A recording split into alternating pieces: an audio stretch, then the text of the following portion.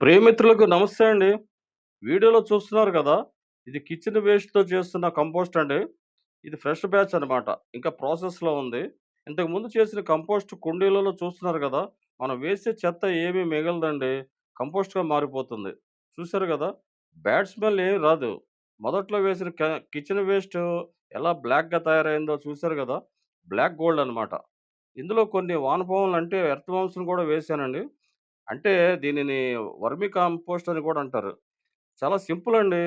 మన కిచెన్‌లో వచ్చే కూరగాయల తొక్కుల్ని, పండ్ల తొక్కల్ని, వాడేసిన టీ, కాఫీ పొడుల్ని, అలాగే ఎగ్ షెల్స్ అంటే కోడిగుడ్డు పెంకుల్ని, కొంత పాత కంపోస్ట్‌ని ఓ చిల్లులో ఉన్న బకెట్‌లో వేసి అప్పుడప్పుడు పుల్ల మజ్జిగ, వీలుంటే కొద్ది కొద్దిగా పేడ నీళ్లు స్ప్రే చేస్తుండాలి. ఇందులో కాగితం ముక్కలు, సాడస్ట్, ఎండాకులు కూడా వేస్తూ మిక్స్ చేస్తుండాలి.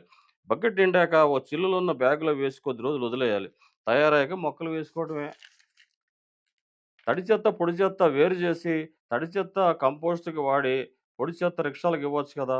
దీనివల్ల మనం మున్సిపాలిటీ రిక్షాలకి ఇచ్చే చెత్త చాలా వరకు తగ్గుతుందండి. అయితే దీనికి కష్టం ఏమి లేదు. కొంచెం ఇంట్రెస్ట్ ఉండాలంటే. అంతే. దీనివలన బహిరంగ ప్రదేశాల్లో చెత్త వేయడం చాలా వరకు తగ్గిపోతుంది గదా! మనం చేసే ఈ పని వలన మన కాలక్షేపం అవ్వడమే కాక, పరిసరాలు శుభ్రంగా ఉంటాయి. పర్యావరణానికి మేలు గదా!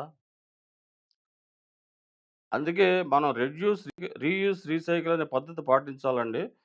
కిచెన్ కంపోస్ట్ గురించి పూర్తి వివరాలు కావాలంటే మీరు నెట్‌లో చూసి తెలుసుకోవచ్చు. ఇష్టంగా చేసే పని ఏ పని కష్టం కాదండి. కష్టం అనుకుంటే ఏ పని ఇష్టం కాదు కదా! మరి మీకు ఈ వీడియో నచ్చితే లైక్ చేసి 10 మందికి షేర్ చేసి అందరికి షేర్ చేయండి. మీరు ప్రోత్సాహం ఇస్తే ఆ ప్రోత్సాహమే నాకు కొండంత బలం అండి. దయచేసి నా రాణా సర్వీస్ వ్లాగ్స్‌కి సబ్స్క్రైబ్ చేస్తారని ఆశిస్తాను. మరో మంచి వీడియోతో మిమ్మల్ని మళ్ళీ కలుస్తాను. అంతవరకు సెలవు. నమస్తే అండి. సర్వే జన సుఖినో భవంతు.